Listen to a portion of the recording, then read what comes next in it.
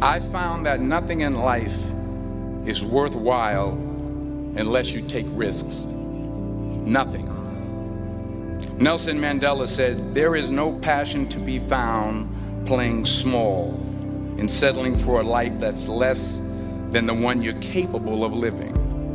Now, I'm sure in your experiences in school and applying to college and picking your major and deciding what you want to do with life, I'm sure people have told you to make sure you have something to fall back on. Make sure you got something to fall back on, honey. But I never understood that concept, having something to fall back on. If I'm going to fall, I don't want to fall back on anything except my faith. I want to fall forward. I figure at least this way I'll see what I'm going to hit. Fall forward. This is what I mean. Reggie Jackson struck out 2,600 times in his career, the most in the history of baseball. But you don't hear about the strikeouts. People remember the home runs. Fall forward. Thomas Edison conducted 1,000 failed experiments. Did you know that? I didn't know that. Because the 1,001st was the light bulb. Fall forward. Every failed experiment is one step closer to success. You've got to take risks, and I'm sure you've probably heard that before, but I want to talk to you about why that's so important. I got 3 reasons, and you can pick up your iPhones. First, you will fail at some point in your life. Accept it. You will lose. You will embarrass yourself. You will suck at something. There's no doubt about it. And I know that's probably not a traditional message for a graduation ceremony, but hey, I'm telling you, embrace it, because it's inevitable. And I should know. In the acting business, you fail all the time. Early on in my career, I auditioned for a part in a Broadway musical. Perfect role for me, I thought, except for the fact that I can't sing. So I'm in the wings, I'm about to go on stage, but the guy in front of me, he's singing like Pavarotti. He's just, and he's just going on and on and on, and I'm just shrinking, I'm getting smaller and smaller. So they say, "Oh, thank you very much, and you'll be hearing from us." So I come out with my little sheet music, and it was Just My Imagination by the Temptations. That's what I came up with. So I hand it to the accompanist, and she looks at it and looks at me and looks out at the director and was like, "Hi."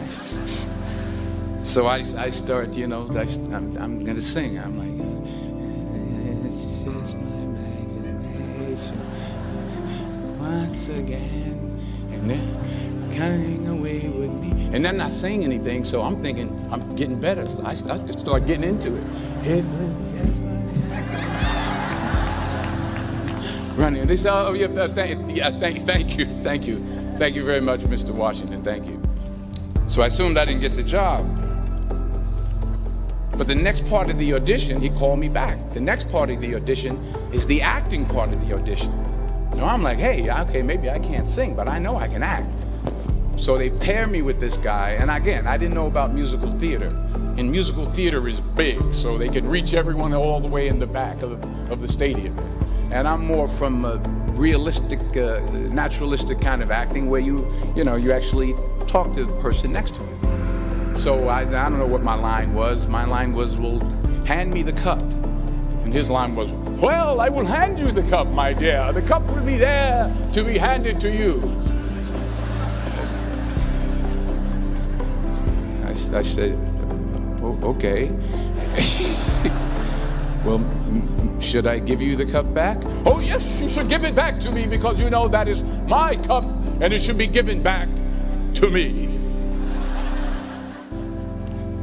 I didn't get the job. But here's the thing.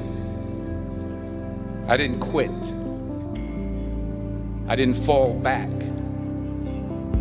I walked out of there to prepare for the next audition, and the next audition, and the next audition. I prayed. I prayed. And I prayed. But I continued to fail and fail and fail. But it didn't matter, because you know what? There's an old saying, you hang around the barbershop long enough, sooner or later you're going to get a haircut. So you will catch a break, and I did catch a break. Last year, I did a play called Fences on Broadway. Someone talked about it. Won the Tony Award. And I didn't have to sing, by the way. But here's the kicker. It was at the Court Theater. It was at the same theater that I failed that first audition 30 years prior.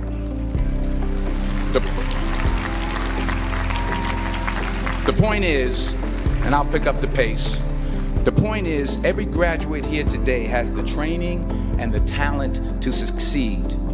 But do you have the guts to fail? Here's my second point about failure. If you don't fail, you're not even trying. I'll say it again. If you don't fail, you're not even trying. My wife told me this great expression. To get something you never had, you have to do something you never did. Les Brown's a motivational speaker. He made an analogy about this. He says, imagine you're on your deathbed, and standing around your deathbed are the ghosts representing your unfulfilled potential. The ghost of the ideas you never acted on. The ghost of the talents you didn't use. And they're standing around your bed, angry, disappointed, and upset. They say, we came to you because you could have brought us to life, they say. And now we have to go to the grave together. So I ask you today, how many ghosts are going to be around your bed when your time comes?